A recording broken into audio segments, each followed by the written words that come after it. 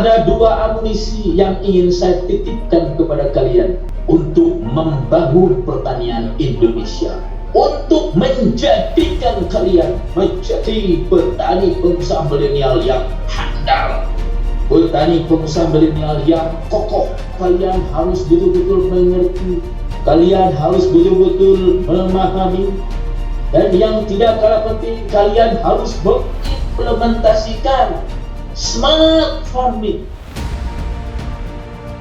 Kita ingin menghasilkan petani muda, petani milenial yang tadi disampaikan oleh Kepala Badan.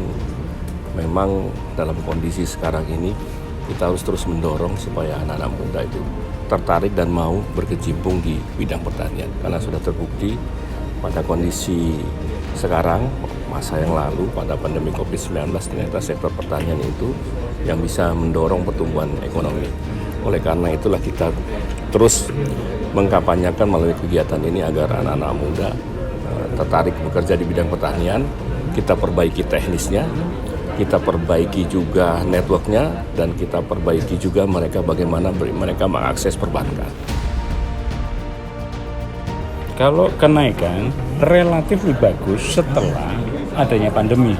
Karena apa? Ternyata mereka juga melihat dengan mata kepala dan realita angkanya, kegiatan pertanian bukan kegiatan yang bisa dipandang sebelah mata. Baik dalam rangka hitungan ekonomi bisnisnya saat itu maupun perkembangannya luar biasa. Apalagi Pak Kapusloh tadi ngendikan bahwa ekspor kita naik begitu signifikan. Artinya petani muda, petani pengusaha muda itu pun kita dorong ke sana dan kami fasilitasi. Cukup bagus untuk BIMTEK hari ini. Kenapa? Karena saya yakin banyak manfaat yang bisa kita ambil di dalam BIMTEK hari ini. Di sini KEP kami itu ibaratnya sudah berpengalaman.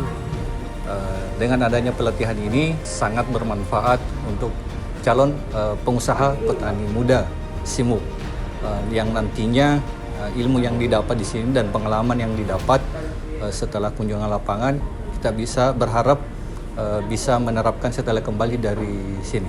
Saya ingin menjadi pengusaha di pertanian ini tentu dari keinginan sendiri, karena saya termotivasi ketika saat masa pandemi ternyata di dunia pertanian inilah yang mampu menyangga pangan dan tentunya masih mau bertahan dalam kondisi pandemi, dan dibandingkan dengan usaha-usaha lainnya terpuruk, di sektor pertanian masih bisa berjalan, bahkan nilainya meningkat.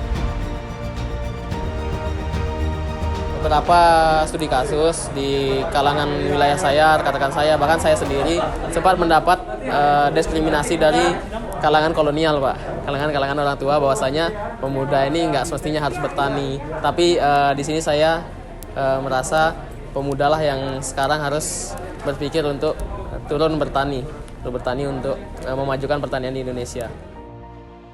Pertanian maju.